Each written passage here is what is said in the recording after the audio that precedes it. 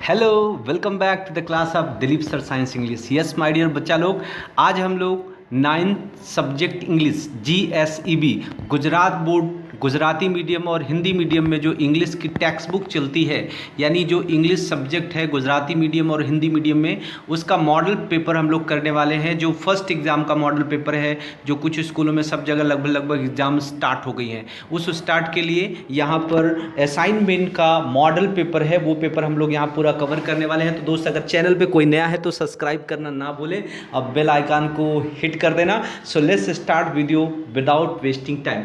As you see my dear student, जैसा कि आप देख सकते हो, ये मॉडल क्वेश्चन पेपर जो फर्स्ट एग्ज़ाम है, ये टोटल 50 मार्क्स 50 नंबर का क्वेश्चन, 50 नंबर का ये पेपर रहेगा। सो यहाँ पर सेक्शन ए से हम लोग स्टार्ट करेंगे। सेक्शन ए में जो क्वेश्चन है वो क्वेश्चन किस बात के हैं? सेक्शन ए का क्वेश्चन है read extracts and stanza and answer the question, यानी यहाँ पर हमें पैराग्राफ को पढ़ना है ध्यान से और उसके नीचे सवाल जो है उन सवालों को क्या करना है, जवाब देना है। तो जब भी बच्चों आप इस तरह का सवाल करने वाले हों जिसमें कंप्रीहेंशन क्वेश्चन रहे, यानी पैराग्राफ दिया है, उस पैराग्राफ के नीचे क्वेश्चन है और उन क्वेश्चन का आंसर उसी पैराग्राफ में से आपको फाइंड आउट करके लिखना हो, तो दोस्तों इस बात का हमेशा ध्यान रखें कि पहले आप क्वेश्चन पढ़ लें। क्वेश्चन जब आप पढ़ लेते हो तो उसका आंसर फाइंड आउट करना एक ही बार में आपको वो आसानी से मिल जाता है। जैसे कि आप देख रहे हो, क्वेश्चन है why did Ed think of catching a young कब। ईडी ने एक छोटे चीते के बच्चे को पकड़ने के बारे में क्यों सोचा? तो यहाँ पर पहले लाइन है ही decided to catch a young cub and train it to hunt for him, मतलब अपने लिए शिकार करने के लिए, पकड़ने के लिए उसने निश्चय किया। तो इस क्वेश्चन का आंसर हम दो तरीके से कर सकते हैं। एक तो हम बना सकते हैं, जैसे आप देख रहे हो यहाँ पे क्या है, डिड, व्हाई डिड। तो बच्चों जब भी क्वेश्चन का आंसर हम बनाते हैं और उसमें क्या आ रहा है, डिड आ रहा है, तो यहाँ पर जो वर्ब रहती है, जैसे यहाँ पे वर्ब क्या है, थिंक, तो हमेशा इसका हमें सेकेंड फॉर्म लिखना होता है मेन वर्ब का। तो इसको हम इस तरीके से फ्रेम कर सकते हैं, बना सकते हैं, Ed thought of catching a young कब, और इसका आंसर हम लोग यहाँ से बना सकते हैं, Ed thought to catch a young cub. अब यहाँ पे सवाल है कि Ed thought of catching a young cub to train it to hunt for him. इस तरह से हम इसका क्वेश्चन का आंसर बना सकते हैं कि ईडी ने यंग कप को पकड़ने का, अपने लिए प्रशिक्षित करने के लिए और शिकार करने के लिए, ट्रेनिंग देने के लिए निश्चय किया। क्लियर है? आई थिंक आपको बात समझ में आएगी होगी, या नहीं आपको कर पा रहे हो तो ये लाइन आप कर सकते हो, he decided to catch a young cub to train it to hunt for him, मतलब उन्होंने अपने लिए इस चीते के बच्चे को शिकार करने के लिए क्या किया, ट्रेनिंग देने के लिए, पकड़ने के लिए ये निश्चय किया। क्वेश्चन क्या था, why did Ed think of catching a young cub, तो यहाँ पर Ed thought of catching a young cub to train it to hunt for him. अगर आप बना सकते हो तो यहाँ से लिख सकते हो to train it to hunt for him. और नेक्स्ट क्वेश्चन जो है आपका, why was Ed pleased with his idea, Ed अपने ही विचार पे क्यों खुश था? तो आप यहाँ पर ये लाइन देख सकते हो, यहाँ पर my life will be very very comfortable then he was quite pleased with his own idea, यानी उसका अपना खुद का विचार पे खुश किस लिए था कि मेरा जीवन अब बहुत ज़्यादा क्या हो जाएगा, आरामदायक हो जाएगा। तो इसका आंसर हम लोग इस तरह से बना सकते हैं, ED was pleased with his idea because he thought his life, my life की जगह आप क्या कर दोगे यहाँ पे, हिज लाइफ, या माई की जगह आपको क्या लिख देना है, his life will be very very comfortable then, बस उसका जीवन और अधिक अधिक क्या हो जाएगा, आरामदायक हो जाएगा। इस विचार से, वो अपने ही विचार से क्या था, खुश था। नाउ अब हम लोग अगले पैरा पे आते हैं। ये अगले पैरा का जो सवाल है, क्वेश्चन है, उसको हम समझने का प्रयास करते हैं। यहाँ पर अगला सवाल है, मोहन वीणा वाला जो चैप्टर हम लोगों ने पढ़ा है उसमें से है। अब क्वेश्चन पे पहले हम ध्यान देंगे, what was important for Mohan, Mohan के लिए महत्वपूर्ण क्या था? तो पहली लाइन लिखी है, not only the sound that my instrument produce. Not only the sound that my instrument produces is important, but it must also express my vision, what I want to say through this instrument. मतलब केवल voice ही, sound ही, आवाज़ ही important नहीं है जो कि मेरा instrument produce करेगा, लेकिन मेरे लिए यह इम्पॉर्टेंट है कि ये मेरा विजन जो है, मैं इस इंस्ट्रूमेंट के थ्रू दुनिया को क्या बताना चाहता हूँ, ये भी मेरा इंस्ट्रूमेंट क्या करना चाहिए, शो करना चाहिए। तो बच्चों जो हमें इसमें आंसर लिखना है, वो आंसर हम क्या लिखेंगे, what was important for Mohan. तो यहाँ पर जो लिखा है that my instrument produces important but it must also express my vision what I want to say through this instrument। तो अगर हमें इसे फ्रेम करके अपने हिसाब से लिखना है, बना के लिखना है, तो हम कैसे लिख सकते हैं, उस पर आप ध्यान दीजिए। यहाँ पर ये इन्होंने क्या लिखा है, इट मस्ट आल्सो एक्सप्रेस, माई की जगह आप लिख देना यहाँ पर हिज, या यहाँ पे आप शुरुआत करना, इट की जगह आप क्या लिख देना, his instrument must also express his vision what, I की जगह आप क्या लिख देंगे, ही, व्हाट ही वांट्स कर देना, ही wants to say through this instrument. यानी मोहन के लिए क्या इंपॉर्टेंट था, मोहन के लिए इंपॉर्टेंट था his instruments must also express his vision what he wants to say through this instrument. यानी इस इंस्ट्रूमेंट के माध्यम से वो क्या कहना चाहते थे, ये मोहन के लिए क्या था, इम्पोर्टेंट था। नेक्स्ट क्वेश्चन इसका है, हाउ डिड पंडित विश्व मोहन भट्ट क्रिएट मोहन वीणा। किस तरह से पंडित मोहन विश्व भट्ट ने मोहन वीणा का क्या किया, निर्माण किया। तो इसका आंसर आपको पैराग्राफ में सीधे ही मिल जाएगा। विथ अंटरिंग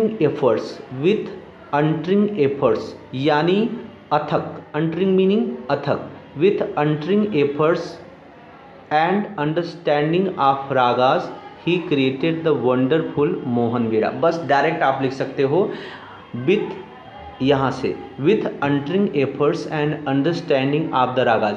आप चाहो तो ही की जगह यहाँ पे आप क्या लिख सकते हो, Mohan. With untiring efforts and understanding of ragas he की जगह क्या लिख सकते हो, Mohan created the wonderful Mohan veena. तो इस तरह से इस सवाल का जवाब आ गया। नेक्स्ट पैरा पे हम चलते हैं। नेक्स्ट पैरा जो हमारा यहाँ पर है, there are also some of the rare sculptures of gods. देवताओं के कुछ यहाँ पर अद्भुत दुर्लभ मूर्तियाँ हैं। Here one can find the statue of Lord Buddha with 4 hand, यानी बुद्ध की प्रतिमा 4 हाथों वाली। The statue of Rama with sword and shield, Ram की मूर्ति जिन्होंने ढाल और तलवार ली है। The statue of sun in the form of तपस्वी के रूप में सन की स्टैचू, सूरज की। The statue of Shiva with the beads in his hand, मतलब हाथ में मोती की माला लिए हुए। The statue of Parashuram with soft and gentle expression, यानी उदार और सरल कोमल मुंह पर, मुखमंडल पर भाव लिए हुए परशुराम का प्रतिमा, परशुराम की। Rather having hard and stern, कड़क कठोर स्वभाव स्वरूप वाले से विपरीत यहाँ पर परशुराम की मूर्ति है। अब सवाल यहाँ पर है, which are the rare sculptures of god in the vav, यानी वाव में भगवान के देवताओं के कौन से दुर्लभ प्रतिमाएं हैं। तो पहली लाइन क्या लिखा है, there are also some rare sculptures of god, दुर्लभ प्रतिमाएं हैं। कौन सी प्रतिमाएं हैं वो हमें क्या करना है, बताना है। तो आप शॉर्टकट में यहाँ पे बता सकते हो, which are the rare sculpture of god in the vav. तो आप यहाँ से सेंटेंस शुरू कर सकते हो, the rare sculptures of gods, the rare sculptures of gods are in the valley। यहाँ आर को हम कहाँ पे ले जाएंगे, गॉड के बाद, यानी the rare sculptures of god are in the gods are. अब यहाँ पर क्या किसका नाम बताना है, लॉर्ड बुद्धा। अब ये मत बताना कि लॉर्ड बुद्धा विथ 4 हैंड, क्योंकि आगे फिर सवाल है, सेंटेंस पूरा आ जाएगा।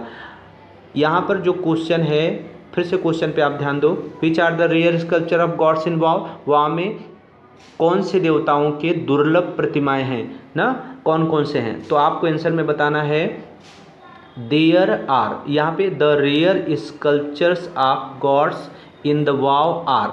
उसके बाद आपको लिखना है Lord Buddha, Rama, statue of sun, Shiva, and the statue of Parashuram. बस इतना बता देना है, बस और ज़्यादा कुछ आपको लिखना नहीं है। फिर अगला सवाल है कि why is the statue of Rama rare. Ram का जो, अच्छा इसके पहले एक क्वेश्चन है, क्वेश्चन नंबर 6 कर लेते हैं। How does the sculpture present in Parashuram. Parashuram का जो स्कल्पचर है, प्रतिमा है, वह किस तरह उपस्थित है। तो यहाँ पे सीधे से लिखा है the statue of Parashuram with soft and gentle expression rather than having hard and stern look. बस ETC ना लिखना, यहाँ पर ये आपका आ जाएगा। या ऐसा बनाना चाहो तो कह सकते हो the sculpture of Parashuram presents with soft and gentle expression rather having hard and stern look। अगला क्वेश्चन है why the statue of Ram rare. Ram का स्टैचू रेयर क्यों है। तो आप कह सकते हो the statue of Ram is rare because it is with a sword and shield. या आप ऐसा लिख दो द स्टैचू ऑफ राम, यहाँ पर आप इसको ऐसा लिख सकते हो the statue of Ram with a sword and shield is rare. बस क्यों रेयर है, क्योंकि उन्होंने ढाल और क्या ली हुई है, तलवार ली है। क्योंकि राम, आप हमेशा आपने कभी भी राम की प्रतिमा देखी होगी तो वो क्या लिए रहते हैं, धनुष लिए रहते हैं।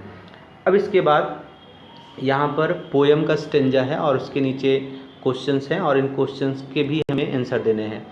रिवर रिवर हेडलॉन्ग रिवर, नदी नदी सिर की तरफ चौड़ी होती नमे, down you dash into the sea, नीचे तुम समुद्र में टूटते हुए गिरती हो। See that line hath never sounded, see that sail hath never rounded like eternity, शाश्वतता की तरह। अब यहाँ पर क्वेश्चन है, आप क्वेश्चन को देखिए।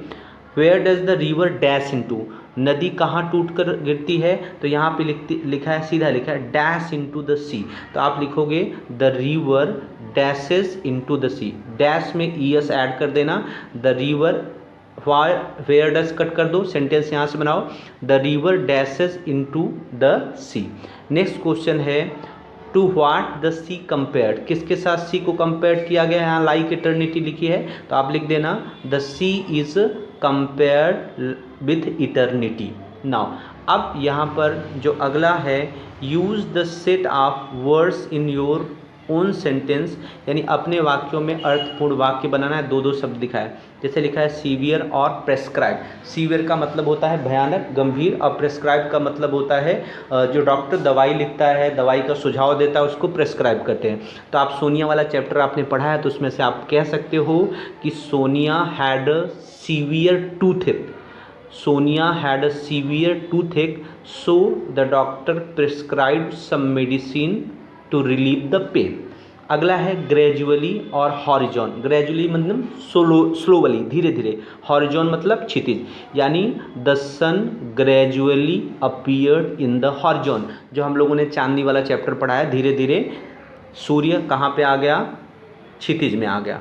अब ये सेंटेंस बेटा आता है सेक्शन बी में, हु सेड टू हुम, किसने किसको कहा। तो इसमें देखो cleaning of mouth is the first requirement of dental hygiene, यानी मुंह की सफाई दांत के स्वास्थ्य की पहली ज़रूरत है।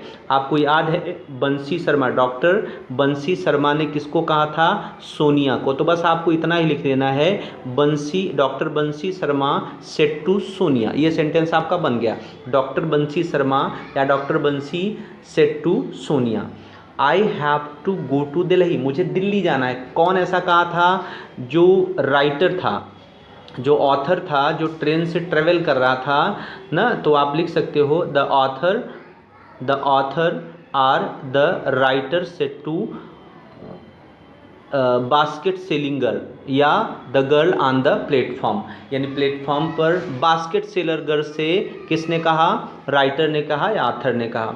वेयर इज़ योर डार्लिंग कलुआ, तुम्हारा प्यारा कलुआ कहाँ है। तो ये सेंटेंस को किसने कहा था, गोविंदा ने कहा था। किसको कहा था, अबू चाचा को या अबू मियाँ को। गोविंदा सेड टू अबू चाचा। नाउ अब यहाँ पर ये बुक का ही अपना एक टेक्स्ट रहेगा, पैराग्राफ रहेगा, जिसमें कुछ ब्रैकेट में वर्ड्स दे रहे हैं, खाली जगह भरना। पहला है डिसअपीयर्ड, मीनिंग गायब हो गया। डार्कनेस मतलब अंधेरा। तो अब यहाँ पे हमें खाली जगह भरना है the sun behind the hills, सूरज पहाड़ियों के पीछे क्या हो जाएगा, डिसअपीयर्ड। तो एक नंबर पे क्या लिखेंगे, disappeared. The sun disappeared behind the hills, पहाड़ियों के पीछे छुप गया। सून द कवर्ड, किसने कवर किया? 2 नंबर पे क्या आएगा? Darkness. Soon the darkness covered the grass the flowers and the tree, शीघ्र ही अंधेरे ने क्या किया? घास को, फूलों को और पेड़ों को क्या किया? ढक दिया गया। तो अगला फिर से एक पैराग्राफ है, ये पैराग्राफ आपका एक तरह से सप्लीमेंट्री रीडिंग में से होगा, इसका पैसेज पढ़ना है, फिर इसके आंसर्स देने हैं। देखो, the friends were standing around trying to figure out what is was they had seen. मित्र लोग चारों तरफ खड़े थे ये पता करने के लिए कि उन्होंने क्या देखा था। When they heard a sound coming from the grave, कब्र से, ग्रेव मतलब कब्र, कब्र से एक आवाज़ आते हुए जब उन्होंने सुना तो उन्होंने देख, it was a long मॉर्नफुल babies well, यह दुख भरी बच्चे की चीख थी, पुकार थी लंबी, वेल का मतलब cry. One of the men ran for the shovel and began to dig, एक आदमी दौड़कर फावड़ा लेकर आया और उसने क्या किया? खोदना शुरू कर दिया। फिर क्या हुआ कि आफ्टर सम टाइम, थोड़ी देर के बाद, after some time they expose the pine casket, pine का कैस्केट जो ताबूत था जिसमें कोई दफन था, उसको उन्होंने खोला। The store keeper reach down and open it up, store keeper जो दुकानदार था वो नीचे जो कब्र खुदी थी वहाँ गया और उसको कैस्केट को खोला, पाइन का कैस्केट, चीड़ का देवदार का बना हुआ।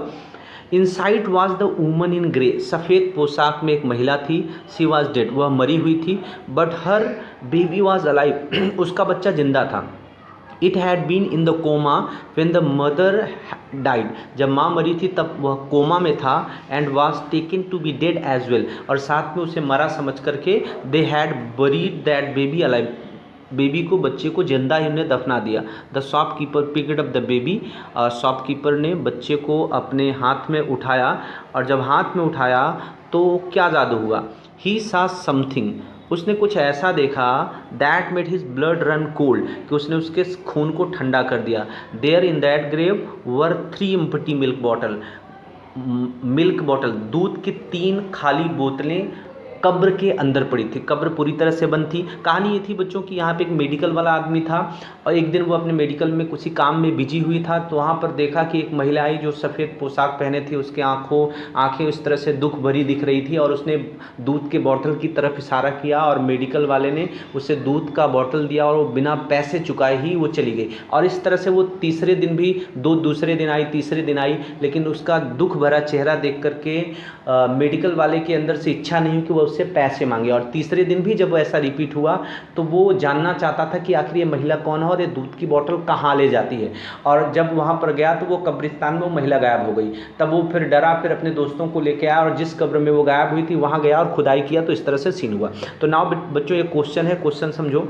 What was the sound from the grave, grave से किस तरह की आवाज़ थी? तो आपने पहले पढ़ा, यहाँ पर लिखा आपने कि it was a long मॉर्नफुल babies well, तो कैसा साउंड था? It was a long मॉर्नफुल babies well, यह लंबी दुख भरी बच्चे की पुकार थी, चीख थी, रोना था।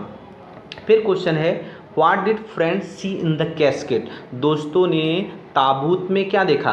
तो आपने यहाँ पर देखा inside was in the women grey, आप देख रहे हो inside was the women in grey, तो आप कह सकते हो द फ्रेंड सा inside the casket was the woman in grey, she was dead, यानी मरी हुई महिला को उन्होंने कैस्केट में, ताबूत में देखा। फिर है what made the shopkeeper nervous, किस बात ने शॉपकीपर को नर्वस कर दिया, चिंतित कर दिया? तो यहीं पे आप देख रहे हो he saw something that made his blood run cold, there in that grave were the 3 empty bottles, 3 खाली बॉटलों को देख करके वो नर्वस हो गया। तो सेंटेंस आप इसको बना सकते हो, the shopkeeper, what did the shopkeeper, what made the shopkeeper nervous, shopkeeper को किस बात ने उसको चिंतित किया, परेशान किया?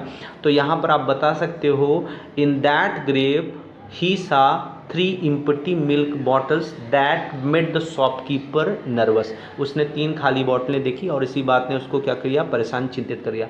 Why was the baby buried alive, बच्चे को जिंदा क्यों गाड़ दिया गया था? तो यहाँ पर आप देख सकते हो बच्चे को जिंदा क्यों गाड़ दिया गया था, आखिरी लाइन में ही है कि जब उसकी माँ मरी, देखो ये line, it had been in coma, देखो she was dead but her baby was alive, it had been in coma when the mother died was taken to the dead as well.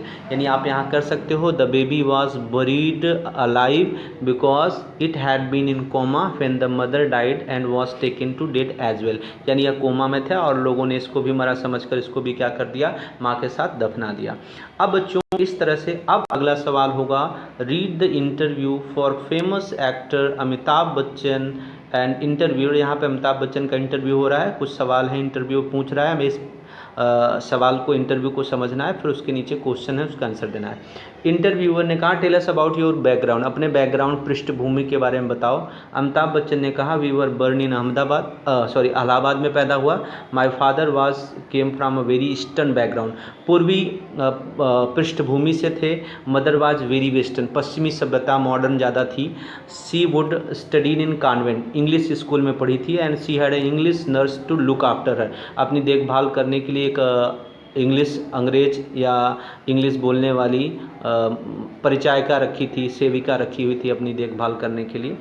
और उसके बाद and she came from a very affluent house, affluent का मतलब होता है rich, यानी बहुत धनी घर से वो बिलोंग करती थी। There was a lot of difference in their culture, दोनों की सभ्यताओं में बड़ा अंतर था। क्यों अंतर था क्यों अंतर था, यहाँ पर आप देख सकते हो। My father is a Kayastha from UP, लाला थे, बनिया थे मेरे पिताजी यूपी से। My mother was from Punjab, Punjab से थी। सी सिख, वो क्या थी, सिख थी। My father is a writer, poet, a man of letters, stalwart. अब यहाँ पर मेरे पिताजी एक राइटर थे और एक पोएट थे, कवि थे। मैन ऑफ लेटर्स मतलब and stalwart, man of letter मतलब एक साहित्यकारी थे और स्टॉलवर्ट मतलब बहादुर व्यक्ति भी होता है और साथ में राजनेता भी थे, ऐसा हम कह सकते हैं। My mother strong in her values in her beliefs, मतलब मेरी माता जी अपनी मूल्यों में और अपनी मान्यताओं में बहुत दृढ़ थी, मजबूत थी। After you have pass out of boarding school was difficult for you obtain a job, नौकरी पाना अब बोर्डिंग स्कूल जब आपने ख़त्म किया तो आपके लिए आसान था, कठिन था। अमिताभ बच्चन ने बताया well there was a lot of rejection because everywhere I went I fail to get a job, जहाँ भी गया नौकरी नहीं मिले because I was either not qualified enough or I was too shy, या तो मैं उतना ज़्यादा पढ़ा लिखा नहीं था उनके हिसाब से, या तो बहुत ज़्यादा शर्मीला था। I was too tongue tied during my interview, जब इंटरव्यू होता था मैं बोल ही नहीं पाता था, मौन रह जाता था।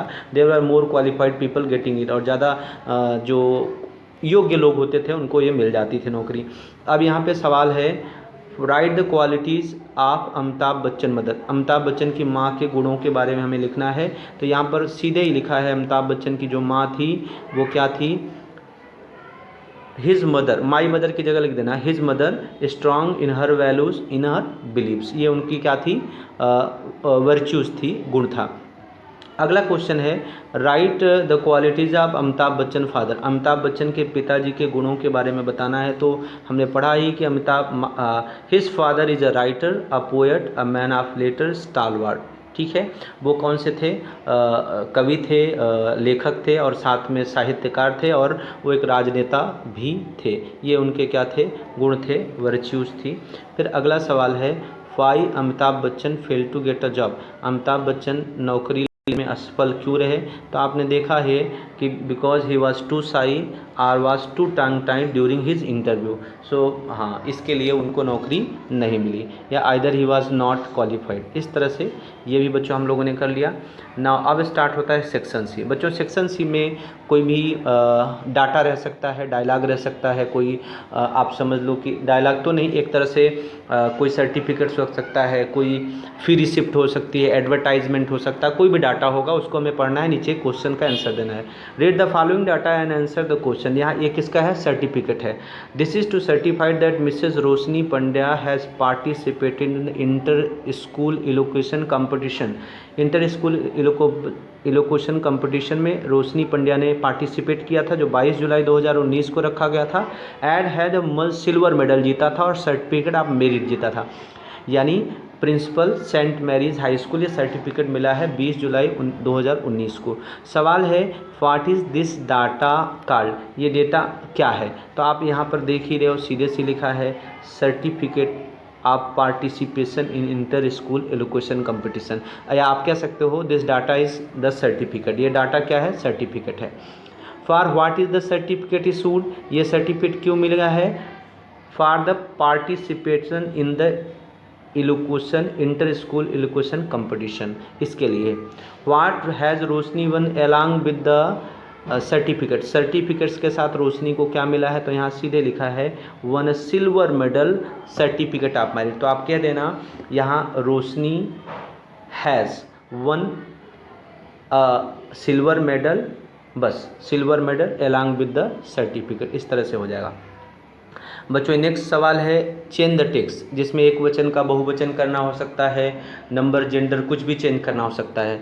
दे आर चिल्ड्रन, यहाँ लिखा है use Monty in place of they, यहाँ जो दे है, दे की जगह पे आपको क्या लिखना है, मोंटी, तो आप लिख दोगे मोंटी मोंटी, लेकिन मोंटी सिंगुलर सब्जेक्ट हो गया, तो इज की जगह हमें क्या लिखना, आर की जगह क्या लिखना पड़ेगा, इज, और चिल्ड्रन की जगह हमें क्या लिखना पड़ेगा, अ चाइल्ड, यानी यहाँ पर हम लिखेंगे जैसे यहाँ लिखा है मोंटी इज अ चाइल्ड। अब उसके बाद हमें क्या करना होगा, दे हैव मेनी टॉयज, दे अभी मोंटी एक वचन हो गया, सिंगुलर हो गया, तो क्या लिखोगे ही, और हैव की जगह क्या हो जाएगा, has, he has many toys, एक बच्चे के पास बहुत सारे खिलौने हो सकते हैं। दे की जगह फिर हमें क्या लिखना है, ही, और लाइक में क्या ऐड कर देना, S, he likes story books too, they की जगह फिर हमें क्या लिखना है, ही, और डू में क्या जोड़ देना है, S, he does not like to study, उसे पढ़ना अच्छा नहीं लगता है। अब यहाँ अंडरलाइन वर्ड को हमें करेक्ट करना है, the army men are on secrecy mission, secrecy mission या सीक्रेट मिशन, SECRET, यानी आर्मी मैन कौन से मिशन पे थे, सीक्रेट मिशन पे थे। It looks like a big risky, big risky नहीं, it looks like a big risk, या बड़े जोखिम की तरह लग रहा था। अब सेक्शन डी पे आ जाते हैं, जिसमें हमें प्रॉपर कंजक्शन से सेंटेंस को जोड़ना है। वी ट्रस्ट हिम, हम उस पर भरोसा करते हैं, ही इज ऑनेस्ट, हम उस पर भरोसा करते हैं, क्यों करते हैं, बिकॉज ही इज़ ऑनेस्ट, क्योंकि वह ईमानदार है। कम सून, जल्दी आओ, you will not allowed to enter the hall, तुम्हें हॉल में इंटर करने की अनुमति नहीं मिलेगी। और एल्स मतलब अन्यथा, एंड मतलब और, देयरफॉर माने इसलिए। Come soon or else you are not allowed to enter the hall, जल्दी आओ अन्यथा तुम्हें हॉल में प्रवेश करने की अनुमति नहीं मिलेगी। अब बच्चों section match the following with the function, function से हमें वो करना है।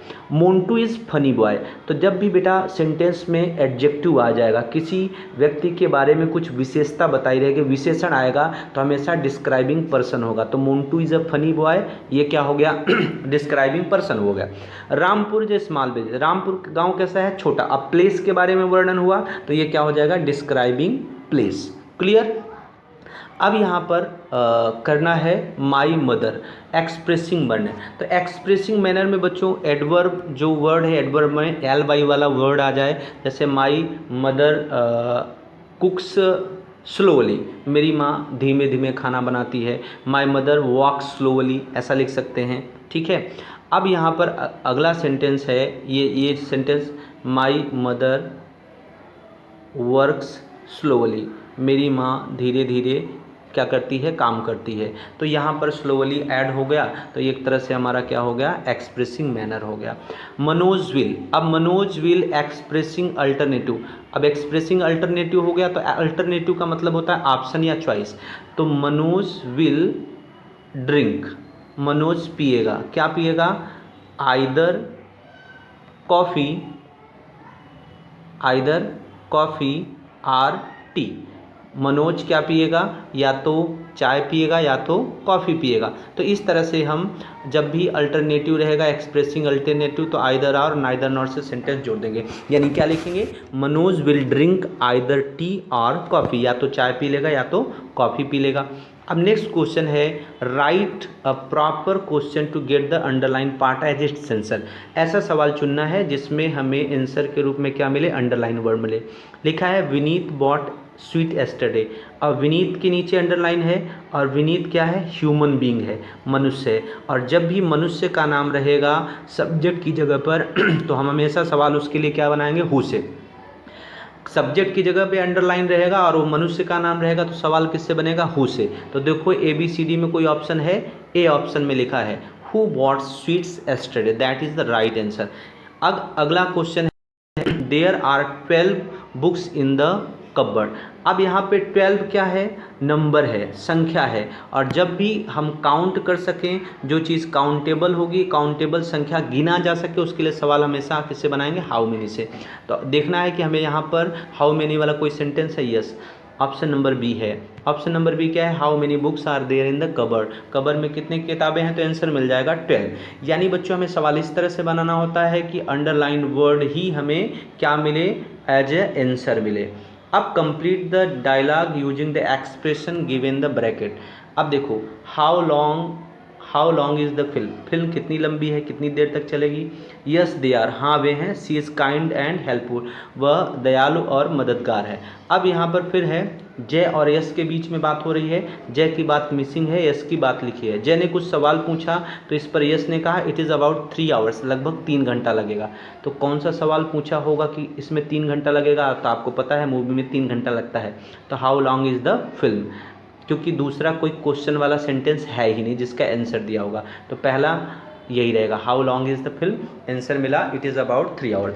पूजा और किरण के बीच में बात हो रही, पूजा ने कहा how is your new teacher, तुम्हारी नई टीचर कैसी है, तो यस दे आर, ये तो नहीं होगा क्योंकि टीचर एक जन के बारे में पूछा, तो सी इज़ काइंड एंड हेल्पफुल, तो 2 नंबर पर आपका ये आ जाएगा। क्लियर नाउ, अब यहाँ पे बच्चों आ गया राइट अ पैराग्राफ। आपको ऐसे लिखना है, द विंटर सीजन पे लिखना है और रिपब्लिक डे पे लिखना है। अब नाउ यहाँ पर एक सवाल और बच्चों आता है पिक्चर डिस्क्रिप्शन का। पिक्चर डिस्क्रिप्शन में आपको क्या करना है, पिक्चर को ध्यान से देखना है और पिक्चर में आपको जो भी दिख रहा है उस पर आपको क्या करना है, डिस्क्राइब करना है। तो जैसे हम बच्चों देख पा रहे हैं कि ये पिक्चर किसका है, दिवाली सेलिब्रेशन का है, तो आप कह सकते हो this is a picture of Diwali celebration. Diwali celebration का ये चित्र है। The house is decorated with flowers and festoons and colourful decoration, सजाया गया है। अब यहाँ पे एक वूमन क्या कर रही है, लाइटनिंग अर्दन लैम्प या putting the earthen lamp on the wall या बाउंड्री वॉल। तो यहाँ पे कह सकते हो a woman is putting earthen lamp on the boundary wall. यहाँ पे देख रहे हो 2 लड़कियाँ क्या बना रही, rangoli. 2 girls are making rangoli on the floor. अब यहाँ पर आप देख रहे हो there are many children who are bursting crackers, जो यहाँ पे क्या कर रहे हैं, पटाखे जला रहे हैं।